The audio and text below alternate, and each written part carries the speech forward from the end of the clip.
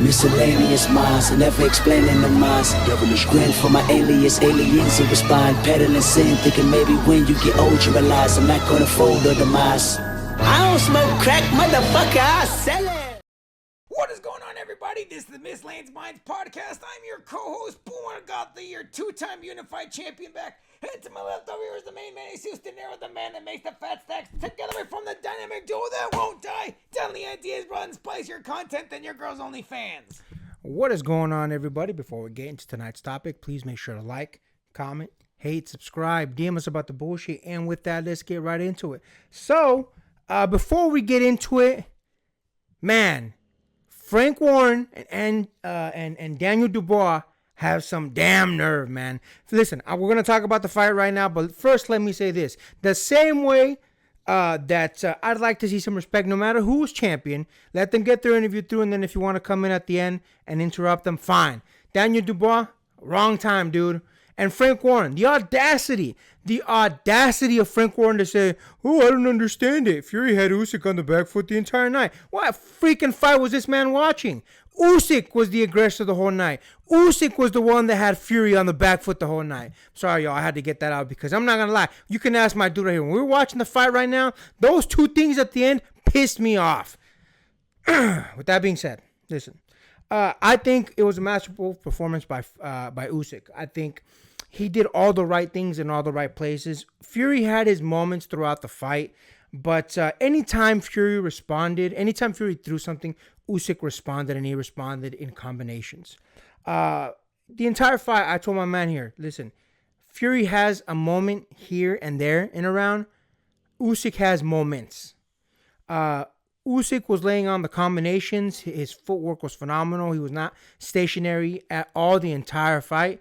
And again, anytime that Fury threw something, Usyk responded, and not just responded with one punch, with multiple. There was quite a few times where I pointed out to my brother here, listen, if you look at what's happening, anytime Fury counters Usyk, Fury counters with a punch. But anytime Usyk counters Fury, Usyk responds with 3, 4, 5, 6 punches. And that was really, I think, what made the big difference the entire night. Usyk was very active, and I think to the point where it frustrated Fury. I don't know what people were talking about, saying it was a lot closer. I'll be honest with you, I didn't see it that close. 116, 112 was the official for all three judges. I think that's a fair card. I think there's definitely some rounds where you can make the argument that Fury won, but I do think Usyk won by a larger margin. I'm not even mad at the AI, where the AI judge said 118, 112. That would have been acceptable to me too. A lot of people are saying it's close. I personally didn't see it that way. I know some of you may argue that yes, in fact, it was. But I didn't see it that close. I think Usyk did a better job in this one than he did in the first one. And in fact, one of the announcers said at the very end, after they analyzed everything, Fury landed less than he did in the first fight, and Usyk landed more than he did in the first fight. So it just goes to show you, Usyk all around got better this fight than in the first one. So again, I don't see, if the first fight was close, I don't understand why people think this one was just as close, because I didn't see that at all. I saw Usyk dominating the entire night. And again, don't get me wrong, you can definitely make some arguments for Fury here and there for, maybe we'll give him that round or this round. But to say it was close, I don't think it was that close. And listen, go back and watch our preview. I actually picked Fury to win this one. I thought the way Fury was acting and talking, I thought he was going to bring much more aggressiveness in this fight. But the reality is, I don't know if it was the weight. I don't know if it was just he was gunshot, which is one of the things that I brought up to my boy here. It just seemed like Fury just wasn't willing to throw as much as Usyk. And again, listen, I understand, obviously, Fury has a lot more weight to carry on his decision, though, than does an Usyk. But Usyk was just responding very well the entire night, laying combinations on Fury the entire night. Fury was very, very rarely counterpunching. He did get a couple good counterpunches in throughout the fight, and they were actually really good counterpunches, but they were rare. Far and rarely in between the matches. So, the rounds. I thought that Fury was going to be coming in heavier to maybe lay a lot of that power, maybe rest his body during the clinches on top of Usyk a little bit more to tire him out. Didn't see it happening. Didn't see it happening the whole night. On top of that, I told my bro here, during the fight, one of the things that I wanted to see Fury do a lot more of was go to the body. And there was a couple times where he went to the body and he landed some phenomenal punches to the body. That being said, again, they were rare. It wasn't very often. Usyk's head was bobbing the entire night, and it looked like Fury was headhunting. I think he would have had a lot more success if he would have gone to the body a lot more, because the body punches were landing for Fury. Head punches were not. And I feel like Fury just headhunted too much. I know that in the aftermath, Fury said that, the judges, my man showed him here, the judges gifted a Christmas gift to Usyk. Listen, man, I like Fury. I do. That's one of the dumbest things I've ever heard. And to be fair, Fury is going to say that anyway. It's who he is. It's his character, so on and so forth. But the reality of it is, Usyk had his number the whole night. Usyk had his number the whole damn night. What do you think about that, my man? Oh my God, I have a lot to say. We have a lot of time today. Now, one of the things that bothered me that I noticed from Tyson Fury is that he had a lot of game plans mishmashed together that didn't look like they gelled in any way whatsoever. Now, if you look at Tyson Fury's stance, which I'm not going to lie, kind of bothered me because I'm like, is that the Philly shell he's trying to do? Which again, look. We established from the get-go that Tyson Fury actually weighed 10 more pounds than he did in the last from the first fight over. Which again, 40 pounds over Usyk isn't a bad strategy, but there's two things needed to point to it that Tyson Fury did not employ whatsoever. For one, his punch output needs to be far greater than Usyk's for that to really matter. And two, the other thing that Tyson Fury needs to do is put that weight to an advantage, whether that be through punching output or the fact of him bearing his weight on him like he did in Deontay Wilder. And look, Tyson Fury, to his credit, did employ some of his weight in the clinches against Usyk. The problem with that was that he employed it in the 10th round. And look, bearing your weight on a clinch on somebody is a good strategy, but it's a slow burn strategy. It's something that you need to do from the get, which Tyson Fury didn't employ until 10 rounds, which I'm not going to lie, bothered me to such a degree because that's a good strategy. But you need to employ that from the beginning of the rounds. Any advantage that you would have tried to get from beginning of the fight would have been good if you built on them from the beginning. Your punch output was very minimal. In fact, Usyk was leading the charge the entire fight. The entire 12 rounds, Usyk was aggressor, putting his foot on the gas from round 1 to round 12. From beginning to book end, Usyk was the one that was laying the charge from the entire fight, and Tyson Fury wasn't leading that round wasn't leading the round in any way whatsoever by punch volume at all. So the weight legit did nothing to hurt him if that's what he was trying to do was do by punch output, and he didn't even employ his weight on him. So if anything, adding 10 more pounds actually made him slower.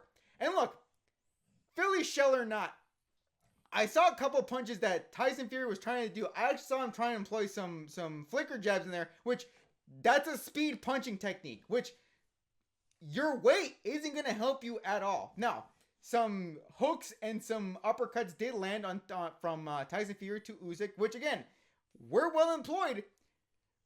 But again, the punch output that Usyk was putting out, they weren't going to do any good.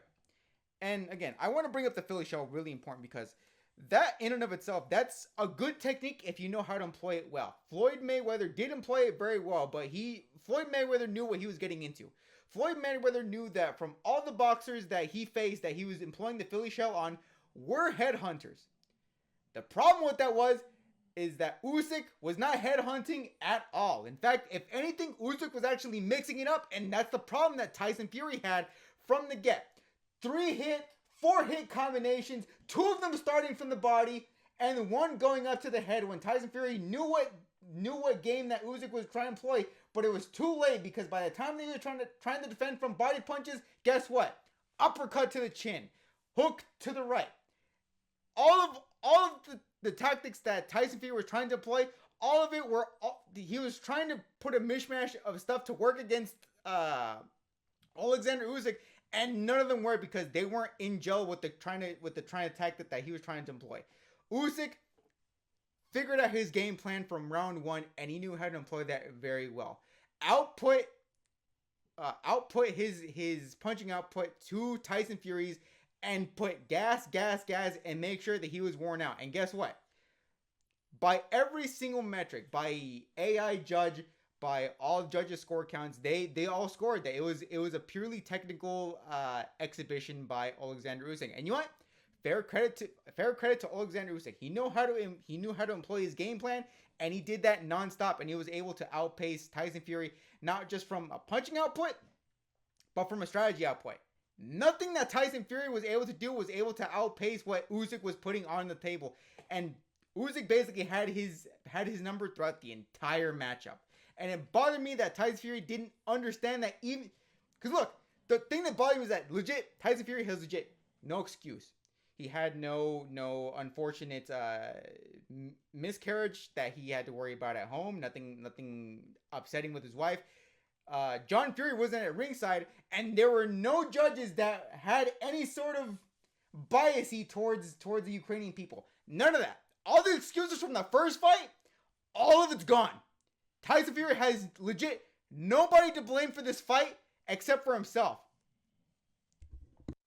Listen, man, I agree with everything that you said. I think Fury in any match is gonna say that he won no matter what, because he's up until Usyk, he's so used to winning. So I do agree with you that I think Fury just can't get it through his own head that his strategy was not working the way that he thought maybe it was going to work. And here's the thing.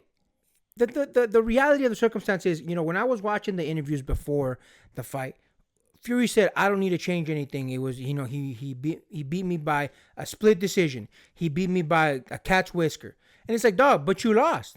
The fact that you're going to say that and you lost makes no sense. Yes, I get it. It was close. But to say, oh, I'm not going to change anything is one of the dumbest things I've ever heard in an interview. Look, again, I get it. These two individuals were at the top of their field, the tip top of the heavyweight mountain. But Usyk is just proving that he's got levels. And the interviewer said it the whole night. I'm sorry, the broadcaster said it the whole night. It seems like anytime that Usyk is doing well in the first rounds, he just turns it up to another level. I don't know, man. Usyk had his number the whole night in my mind. I don't think it was as close as everyone claims it to be. Yes, it was a good fight.